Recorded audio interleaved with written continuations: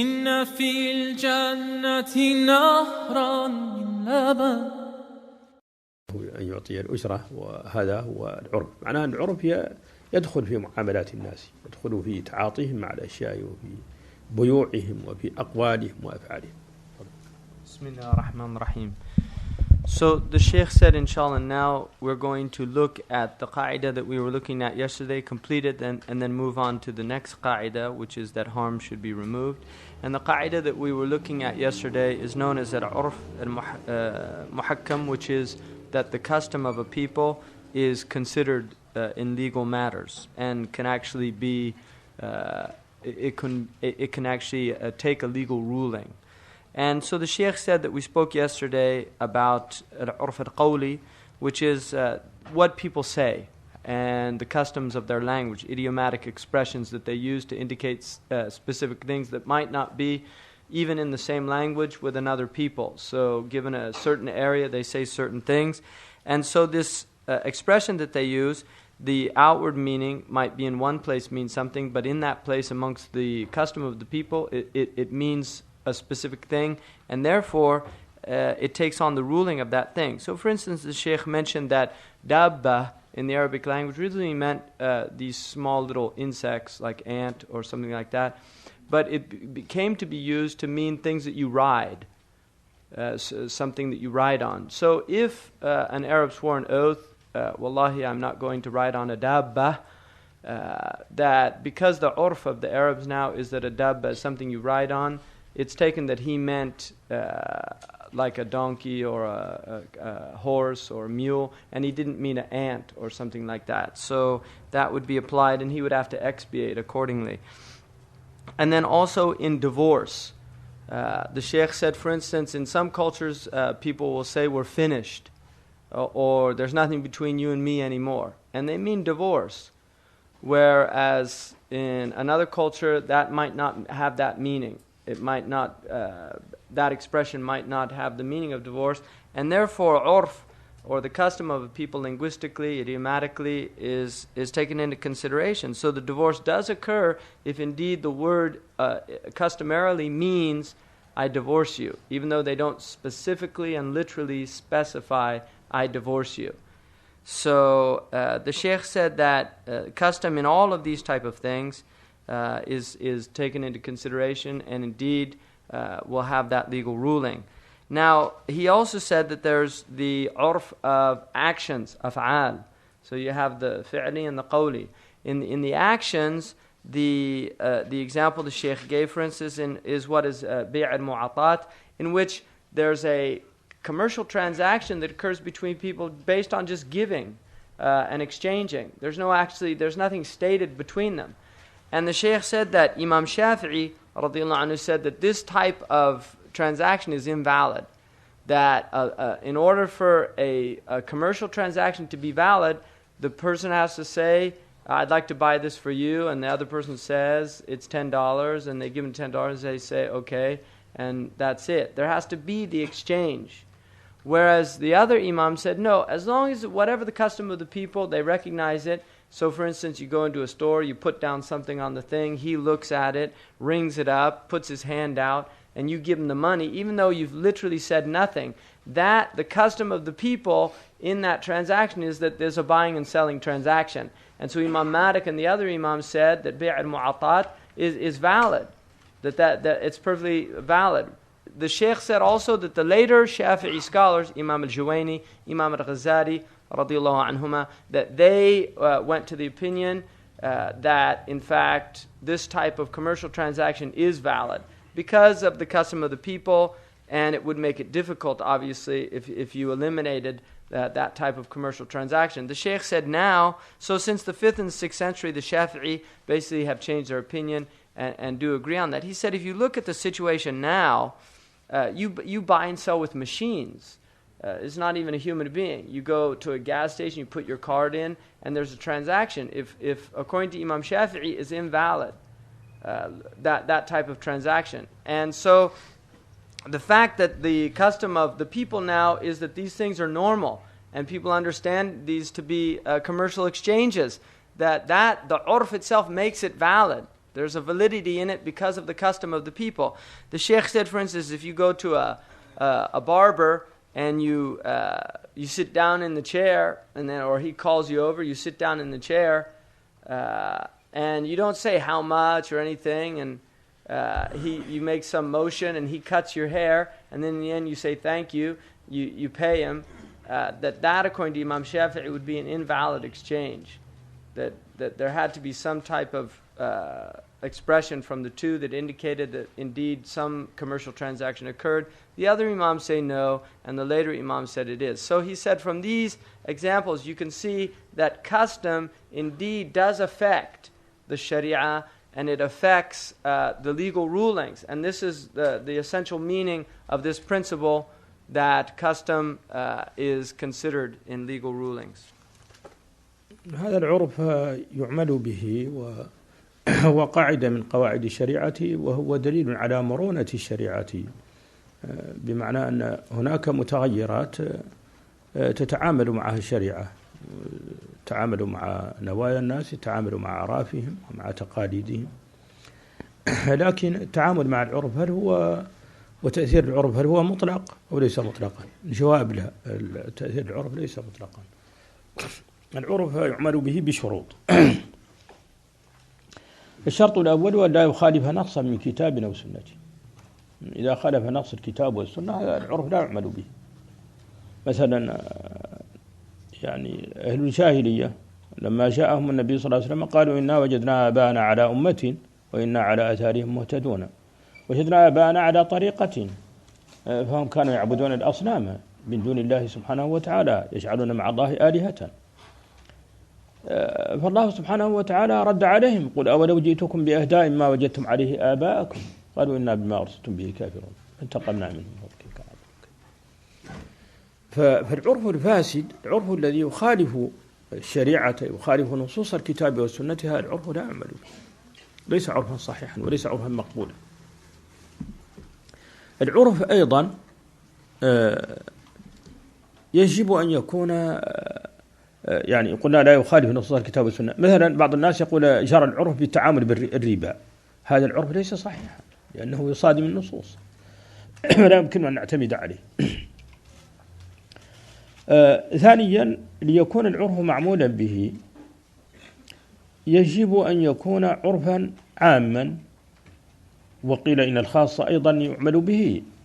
مثلا إذا كان هذا العرف ليس عاما على الناس بل هو عرف شخص واحد، لا يعمل به بالنسبة للآخرين، بالنسبة لمن يتعامل معه، لكن بالنسبة له هو قد يكون هذا العرف معمولا به. ثالثا لا يخالف العرف إجماعا طبعا، وهذا مثل مخالفة الكتاب والسنة، لا يخالف إجماع المسلمين. رابعا أن يكون عرفا سابقا وليس لاحقا. العرف السابق هو العرف الذي يعني أصبح عرفا عند الناس. معنى ذلك أن العرف اللاحق لا يعمل به. ما معنى هذا الكلام؟ معناه أن من يريد أن يحتج بالعرف، مثلا العرف محكم في الصداق، مثلا تقول امرأة ما عرفنا الصداق أو عقد على صداق المثل أو وقع النكاح، يسمى نكاح تفويض وهو الذي لا يذكر فيه مهر. بعد ذلك تأتي أمام القاضي وتقول صداقي كان $1,000,000. قد يكون هذا من فترة طويلة، يعني تزوجها منذ 40 سنة. نضرب دائما مثل في بلاد المشرق، مثلا هناك كان شوي عندها فقر وحاجة ثم جاء البترول فأصبحت يعني، فنقول إذا قالت هذه المرأة العرف الآن أن ابنتي صداقها كبير، نقول لها في تلك الأيام أنت ما كان العرف هكذا، أنت لم تكوني مثل ابنتك، وبالتالي لا يمكن أن تحتجي بهذا العرف اللاحق. العرف لا بد أن يكون سابقا ويجب أن لا يكون لاحقا. يجري عرف الناس بأشياء لكنه الآن في الوقت الحاضر، لكن لا يمكن أن نحتج بها على مسألة على حكم مضى في زمن سابق. هذا معناه قلنا العرف يجب أن يكون سابقا ولا ينبغي أن يكون لاحقا، بمعنى أن العرف اللاحق ليس حجة على الأحكام أو على المعاملات التي مضت قبل ذلك.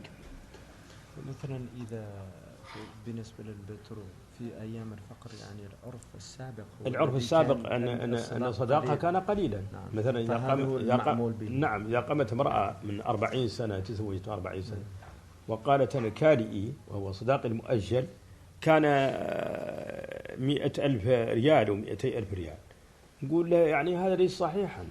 مثلا افرض عن تصفية التركة، قالت كان كالئي صداق المؤجل كان كذا، فأعطت رقما مبالغا فيه، فقلنا لها لماذا؟ قالت لأن ابنتي الآن تزوجت بك. قل لا، الأمر هذا عرف جديد، وضع ابنتك ليس كوضعك، والعرف أيضا يجب أن يكون مضطردا ولا يكون مضطربا، يعني عرف منتظم. مثلا هذه المنطقة يتعامل فيها بالدولار، إذا باع الإنسان لإنسان وما ذكروا العملة،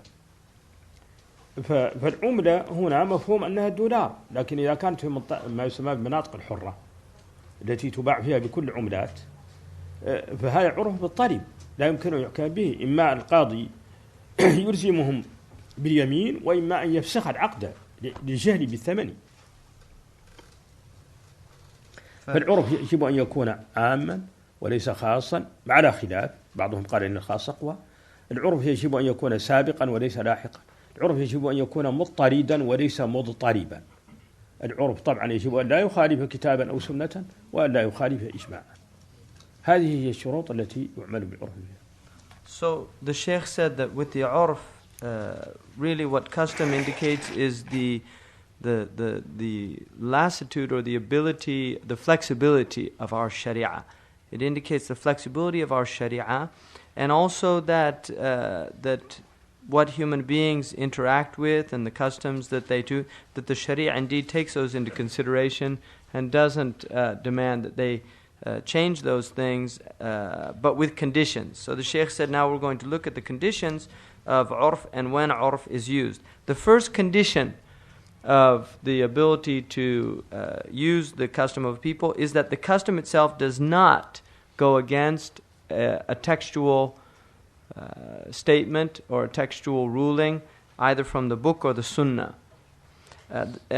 So for instance, the Quran says that the non-Muslim, they said, this is what we found, when they were asked why they're worshipping idols, they said, this is what we found our fathers doing before us, and we're simply following them. So what they were saying really is that's ihtijaj, it's like trying to prove their position with urf.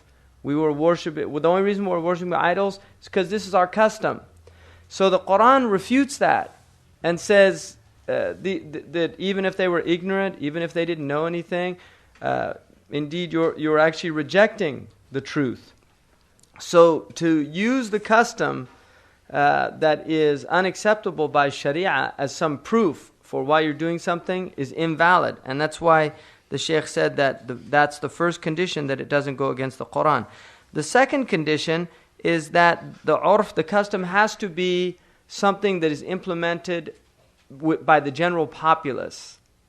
In other words, the custom has to be something that the majority of people do it. It's a known custom in the people. Although the Shaykh did say that some of the scholars say that the custom of some people, like a specific group or a small number of people, that sometimes that is indeed taken into consideration. But generally the ruling is that it has to be a custom of a people, something well known amongst the people, or else it's not. And the third one is that it cannot go against the consensus, which has in a sense the same ruling as the book and the sunnah. So it's really similar to the first condition, but it means that the ijma' of the scholars, the mujtahideen, the people of ijtihad, when they agree on a matter, then even though the custom says otherwise, you still can't go against it, because the ijma' is something that is not permissible to go against. And finally, the fourth condition is that the urf is something that has precedent. It's not something that has emerged recently. In other words, it's something that is known to be in the past. So the previous custom is not superseded or overridden by something that emerges recently in the people. The Shaykh said an example of that is in the Arabian Peninsula. Before there was petrol, they had certain customs there, especially related to the dowry. So a woman who got married and she has a mu'ajjal, which is a delayed, the deferred dowry, because the people have become very wealthy and now it's a lot, she can't say that, oh, now I want such and such amount of money, because that's become the custom today. In other words, this isn't a proof. It's not grandfathered in. Some new kind of custom is not added on to the previous customs. It's in fact the previous customs that take precedent over whatever emerges newly into the culture. And he said, and basically what this means is that the urf itself has to be something that is muttarid. In other words, it's something that it's congruous in the area that you're in. It's in a state that is not in a turbulent state. It's not something that is ambiguous or difficult to understand. For instance, the Shaykh used the example of money. If we're making a transaction here in California, generally, the vast majority of people, when they're speaking, if I say you owe me 100, people assume it's $100. Later, somebody says, I didn't mean dollars, I meant Deutschmark. In California, that's not the custom of the people. Whereas the Shaykh said in areas that are free zones, there's certain trading areas in the world where they have international currencies. Like sometimes at airports and things like that, you have the duty-free zones or marketplaces like in South America or Gibraltar, places where there's free zones. There, you can't use the urf because there really isn't one about money. So for a man to go to the qadi and he told me he'd sell it to me for 1,000 and I thought he meant $1,000 and he in fact meant 1,000 of another amount. That is unacceptable because it's not muntazim. It's not it's not organized. There's not some organizing principle, some underlying principle that puts it into a context. It's in a state of turbulence. So for that reason, you can't use the custom. So those are the conditions that the Shaykh said in which you would take the custom into consideration. العرف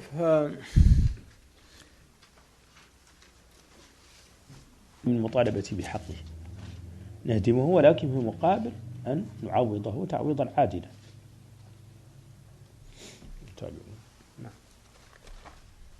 The Shaykh said the next qa'idah and the final qa'idah that we're going to look at and then perhaps have time for some questions is adarar yuzal, and the meaning here is that harm is removed. Things that are harmful should be removed. And what is harmful is anything that harms the human being.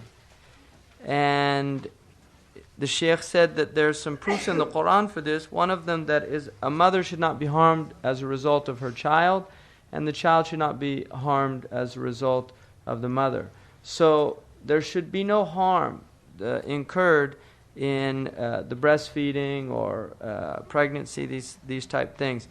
And also the Prophet ﷺ said that there is no harming and there's no reciprocating harm. So la darar wa la dirar. Darar is that you should harm somebody. Dirar is that somebody should harm you, reciprocating some harm that he received from you. In other words, that the reason that he's harming you is because you harmed him. And that, the Shaykh said, is in fact, it's a hadith that reaches the Prophet ﷺ by about 3 or 4 of the Sahaba, and it's considered Hasan. It's a good hadith, and so it has a legal ruling. And the basic meaning of this, he said, if you look at it, no harm and no reciprocating harm, is that it's actually negating or nullifying the concept of harm in Islam. That really there should be no harm. That's the indication. And he said that there's 2 types of harm. There's a harm that has occurred. It's waqa'a, it's waqa', it's actually occurred. And then there's a harm that's mutawaqqa', it's expected. In other words, it's probable. It's something that you think might happen. In that case, the Shaykh said in the harm that has already occurred, we have things like urush al-jinayat, which are those things when somebody harms you physically, then there are things that that are done in order to reciprocate or to recompense that person for the harm that's been inflicted. So when crimes, when some type of act, a tort, what they call in the English law system, when a tort occurs or something that affects another person, that there are ways of recompensing that person. And that's why the Sharia has given us those ways, because in a sense it's removing the harm that occurred by some sort of replacement. And that's the foundation of it. And then also in mu'amalat you have the concept of shuf'a, which is preemptive buying. When you have somebody bought something, two people own property together, and then one of them is going to sell his other property, that the person who owns the other half of the property has right to it. He shouldn't, because it's harm. He might sell it to somebody he doesn't want him to sell it to. A lot of things can occur out of that. So the Sharia has given a type of situation where it's in order to remove the possibility of harm. It's mutawaqqa'. It hasn't actually happened. So the Sharia is looking at preventing harm and also removing harm that actually occurs. And so this qa'idah, this principle, involves both of them. Now, another element here is harm that occurs between spouses. This is also something. It can be something that's expected, something that has actually happened, and the Sharia has measures for dealing with that. The Shaykh said that harm is in fact something that is based on the possibility to remove it. In other words, not all harm can be removed. So when we say al-darar yuzal, it doesn't necessarily mean the actual harm in and of itself, but there are ways of placating what's happened. So for instance, if somebody's killed, obviously you can't replace their life. But there are ways of recompensing to the best of the ability, hasab al-imkan, according to one's capacity or the possibility. So for instance, the idea of qisas, which is that if somebody takes a life, their life is taken. Or the idea of diyat, which is that if you accidentally kill somebody, then there's blood money that is paid to that person's relatives, who are the wulat ad-dam. They're the people that are responsible for his blood. You pay that as a way of recompensing the harm. And so in a sense, it's an attempt to remove, to the best of human possibility, to remove that harm that's occurred. And the Shaykh said another principle under this sub-rubric here is ad-darar la yuzal bi dararin akhar, that harm is not removed by another harm. Now the Shaykh said that even though this is a principle, it has to be taken into consideration the variables involved. So for instance, that the Shaykh said that in fact in the Sharia, if you have a general harm can be removed by a more specific harm.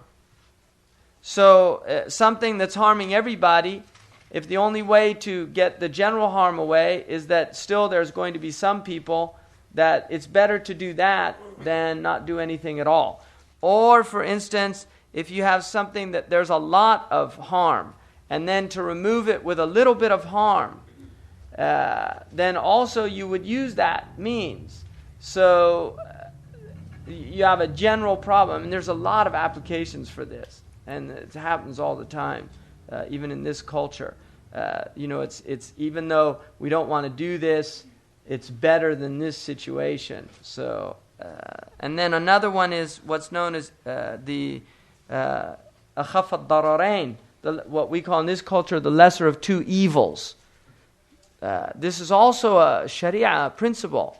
In other words, you have two things that are both, neither of them are good, but you want to take the one that has, it's a dilemma. You've got one or the other.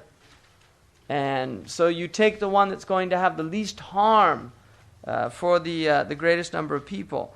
Examples that the Shaykh gave of that, and he said that it's a principle in usul, like the ulama say, is that yuqaddam al-akhaf means that the lesser is always preferred over the greater in harm. You're always going to take the lesser over the greater if those are the only two choices. An example that the Shaykh gave is a woman who dies, and she was pregnant. Now, normally, we know that if a human being dies, it's not permitted to aggress against their body, like mutate them, anything like that. They're supposed to be buried with dignity. And yet, if a woman dies, for instance, dies in childbirth or something, and they need to get the baby out, there's another life in there to take to consideration. So it's not a good to take a woman and cut her body open after she dies. But it's the lesser of two evils, because if you leave the child in the womb, the child dies. So you've lost two lives. So in that type of situation, you would override the normal ruling, which is that you don't aggress against a dead person's body. You would override that by the ruling that a life should be saved to the utmost of our capacity. And another one is also an example that he gave it's given is a person who dies after eating a lot of money, like gold or something like that. That you can open up their stomach to get the gold out because you don't want to bury them with the gold. I mean, obviously these things happen probably in history. One of them, smugglers do stuff like that. I mean, odd stuff. They smuggle diamonds, they'll swallow them. So if they die, then you take it out. هذا يقع هنا في التهريب. ناس يبلعون الماس ليهرب هذا الشيء ومنهم من يموت. سبحان الله. يبقر عن باطنه يشق. And then the other is if somebody has a house that is causing a lot of harm, then the house can be destroyed. So also, sometime there needs to be a road, a thoroughfare put forward. Normally you don't want to destroy somebody's house, but if there's a greater good, the general good is that you need a road there, and the lesser good, the khas, is that the person's house is there, then you'd remove the house. The government can do that, but he said this would always be done with recompensation. You can't just destroy somebody's property without recompensing them. The Sharia is just. So even though the qa'idah works, there should always be the person who's going to lose out has to be taken into consideration. طبعا في ترتيب الضرر الفقهاء ضرر الكثير يعني حماية المجتمع. إذا أراد أحدهم أن يبيع بيعا بغرر ولو رضي بذلك يقول للشريعة لا، الغرر لا يجوز، تتوقع كل ضرر وتنفيه قبل أن يقع ولا تسمح به حتى ولو رضي الناس. So the Shaykh said that in the principle that, for instance, a lot of harm is removed by a lesser amount of harm, he said that the ulama used examples probably that fit their environments then, because a lot of these were developed obviously in a pre-industrial age. So he said that the examples that are used in the books probably tend to be more appropriate for those type of environments. But he said he'll mention a few that you find. One of them is if a chicken swallows a ring, and the person sees the chicken swallow, it's his ring, and he says, I want my ring back, and the owner of the chicken says, well, that's my best egg-laying chicken, I don't want to sacrifice it. The Sharia says the ring is more valuable, if indeed it was more valuable than the chicken, and therefore the chicken gets killed, and you give money to the man for that. Another one he said is an example of somebody who brings a small camel or any other animal into a building that he might be renting, for instance, and then the animal grows up and you can't get it out. So he said that in that case, again, the Sharia says you sacrifice the animal before you break down the wall.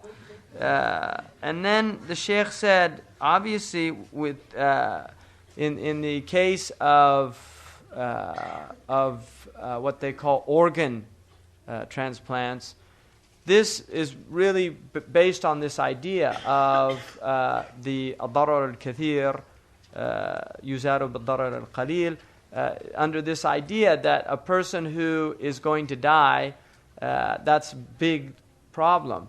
Whereas a person who has already died, they have organs that can benefit that person, even though it's not a good thing to take somebody's body and dissect it after their death and take things from it, because there's a greater benefit in that. This is why the ulama have said that. But he said that there's a problem with beating hearts, because there's clear life in the heart still, and so obviously you have some difficult situations. أنا بغيت يعني أسألك الآن هم اكتشفوا مثلا بالنسبة للناس اللي قرأت كتاب عن هذا غريب جدا، أنه في ناس اللي زرعت قلوب غيرهم أنهم حلموا بأحلامهم وحتى غيرت الطبائع، وحتى الأزواج الزوجات شهدنا بهذا، ومنهم من صار يحب نفس الموسيقى الذي صاحب القلب الأول كان يحب، ومنهم مثلا قرأت عن واحد هو كان نباتي يكره اللحم، والراجل الذي أخذ قلبه كان يحب اللحم، لكن بعد ما أخذ قلبه صار يكره اللحم ويتجنب اللحم. سبحان الله. وفي كتاب كامل عن هذا. سبحان الله. هذا ما طلعنا عليه بالمجمع الفقهي البحوث التي قدمتها. ما قدم فقط كانوا يدل أنه يعني بعد دراسة كبيرة تجنبنا مسألة زراعة الأعضاء التناسلية، لأنها ظهر أنها تحمل البويضات وفيها مشاكل كثيرة. I was just mentioning about, with the heart, there's been a couple books written on this by people that have done a lot of heart transplants. The people that get the organs actually start, a lot of times they actually will take on characteristics of the people that had the organs before. And a good friend of my brother's had a liver transplant, and he literally became a different person completely.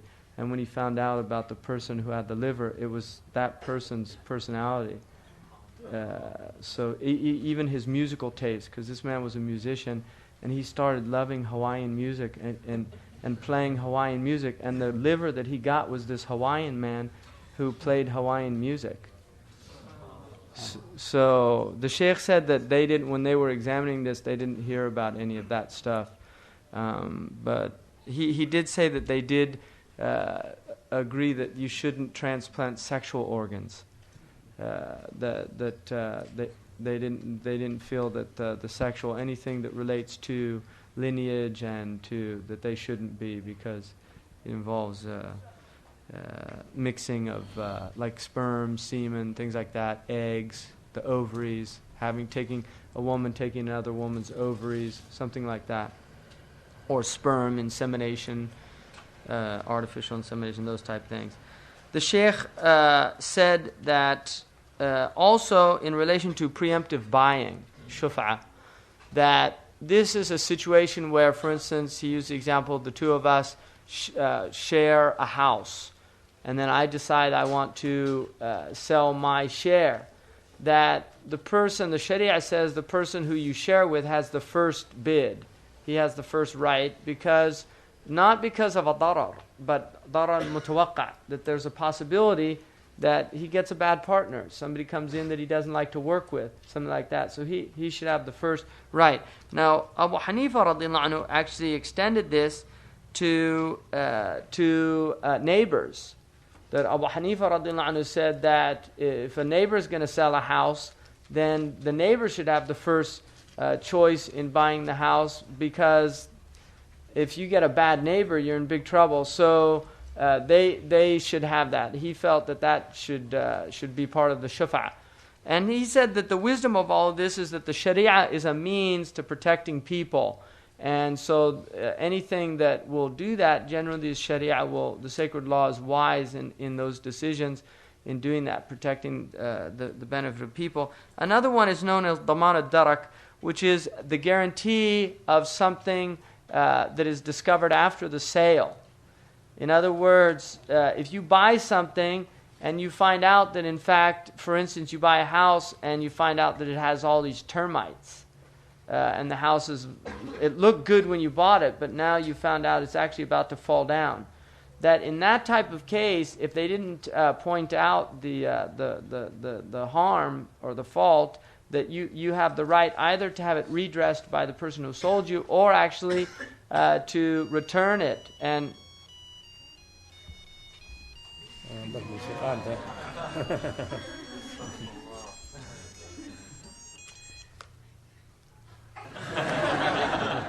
Shaykh saying now the music fatwa, right?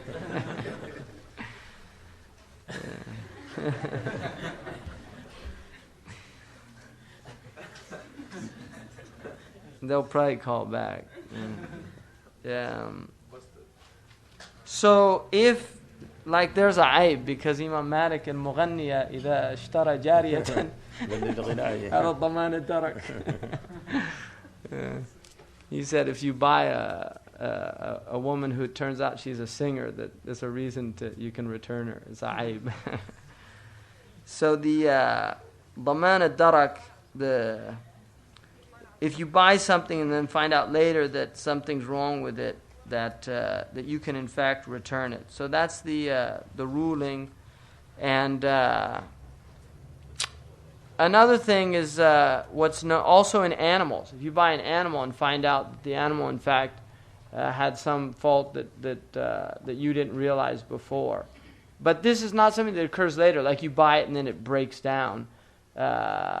It's just your fault, tough luck or something like that. That's different. But if it's actually something that was in the thing itself before you purchased it, then they have to guarantee.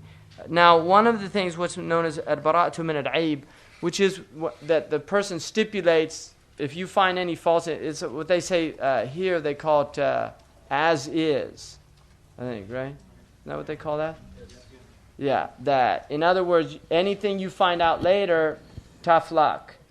The ulama differed on that. Some of them said that it's not, because what will happen is it leads to people not liking other people. I mean, there's a lot of problems that can emerge from that. So the idea was to maintain the social, and some of them said that was permissible to stipulate that.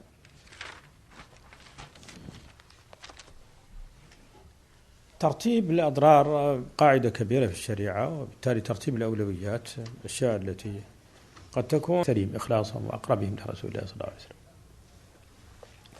So the Shaykh said that what we've looked at are al-qawaid al-kubra, the greatest of these principles. There are many, many others, but these five are the foundational principles. They're the axioms, the matrix of all of the other principles. The Shaykh said that Imam al-Maqari, one of the great scholars from Morocco, actually arrived at 1,400 principles, in which he basically created a complete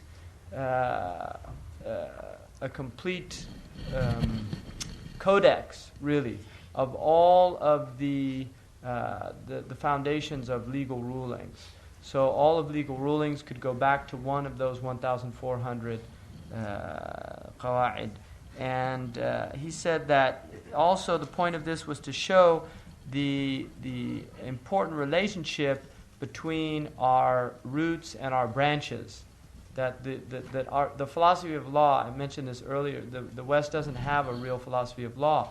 Whereas when you look at the Islamic Sharia, there's a real philosophy of law here. In other words, the branches will always be extensions of the roots, which is not true in other legal systems.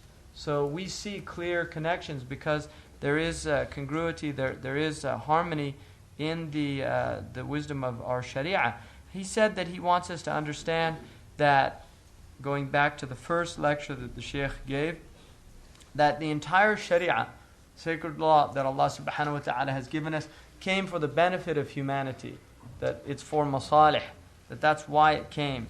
And that if the human being knows the reason, the legal, what they call ratio lexis, if they know the reason for the law, why the law has come to us, he said it's a good thing. There's a great benefit in that. And if a person doesn't know, he should ask the people who know, the ulama, if he's interested. Why do we do this? It's an important thing. Increase your iman, make you believe that the Sharia is indeed wise. But he said it's important to remember that there are rules that are ta'abudiyah, that are that they don't have this rational element They're in a sense, they're irrational from our perspective. We don't believe that they're irrational in reality, but they're irrational from our perspective in that we cannot understand them through the rational mind. And if Allah subhanahu wa ta'ala has hidden from us the rational reason, that He did that for a wisdom, and the wisdom is istislam. That the Shaykh said, Rasul hikmah istislam. That really at the root of wisdom is surrendering. And this is what Allah subhanahu wa ta'ala says in the Quran about Ibrahim alayhi salam, that he submitted in totality. The Quran says, Sami'na wa ta'na, we hear and we obey. That really is what Islam is about. It's about submitting to something that you might not always understand, but you're trusting in your Lord, that He's doing it for a good reason. And so he said, we can see this in the life of Abu Bakr as-Siddiq. Why does Abu Bakr as-Siddiq have the highest maqam amongst the Sahaba? Abu Bakr as-Siddiq radiallahu anhu is the one who was in the most state of submission. For instance, the Shaykh said that when the mushrikun had heard that the Prophet sallallahu alaihi wasallam had gone to Jerusalem in one night and then returned, he actually told them that he went there in one night. This was a journey that took him a month to go there and a month to come back. And he made it in one night. And then he described for them Bayt al-Maqdis, and they knew he'd never seen it. He also even told them about a caravan that was on the way and who was leading the caravan and when it would come. But the mushrikun, they wanted to go to Abu Bakr, and they went to him first because obviously if he was the closest, if he disbelieved, then it would cause a lot of people to disbelieve. And they asked him first, what do you say about a man who says he went all the way to Jerusalem in one day? Do you think that's possible? And he said, that's impossible. Abu Bakr radiallahu anhu. And then he said, well, this is what Muhammad sallallahu alayhi wasallam is saying. He said, if he said it, it's true. So the point was, he didn't understand it. How he did. He didn't know about how the means. It's just, if he said it, it's true. In other words, my trust in him is so absolute, I don't have to know how it's possible. But if he said it, it's possible somehow, even though I don't know. And another example of that was Sulh Hudaybiyah. Many of the Sahaba, they were very upset about the fact that it appeared to them that the polytheists got the better of the bargain, and they didn't even feel comfortable about why should they be making these treaties with these people who were persecuting them, torturing them. And when they went to Abu Bakr radiallahu anhu, he said, this is the messenger of Allah. In other words, who do you think what do you think he's doing? Just because you can't understand the wisdom in it doesn't mean that there's not a wisdom in it. And indeed, as that would be revealed to them later, it was all for the benefit of the Muslims. But at that time, they couldn't see the benefit. So what the Shaykh is saying, that at the time that you don't see the benefit, don't doubt the benefit.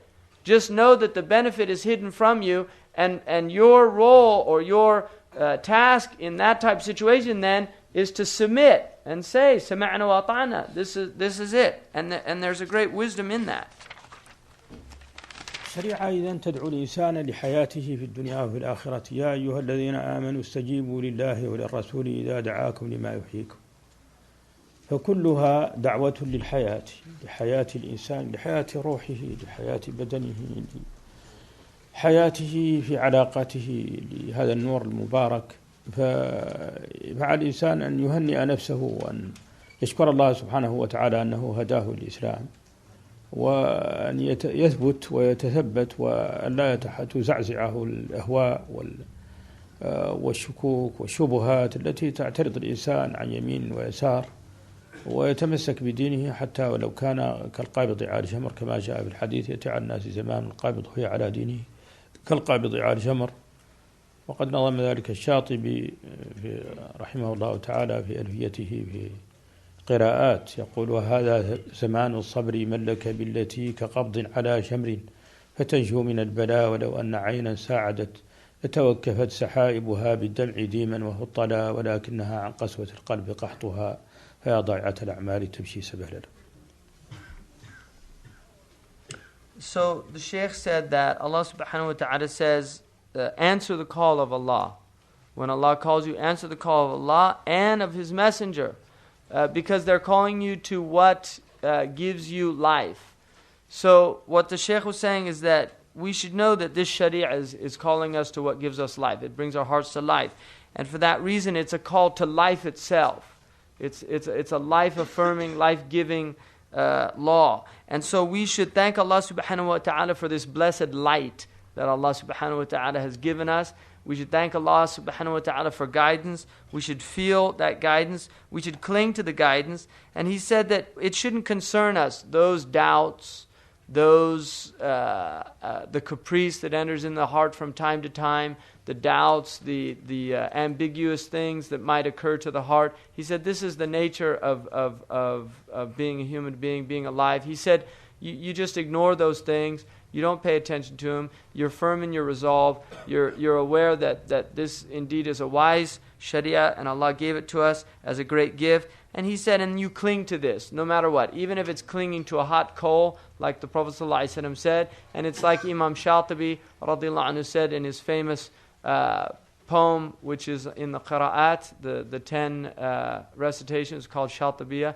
He mentioned that this is a time when all you have is patience, because this is a time when clinging to your deen is like clinging to a hot coal.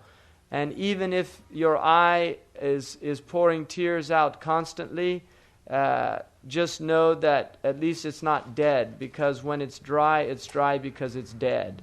So the fact that you have great difficulties, the fact that it's really difficult, if you're affected by that, is a sign that you're still alive. It's when you have difficulties or you see the times around you are terrible and you're not affected by it, that's the real tribulation.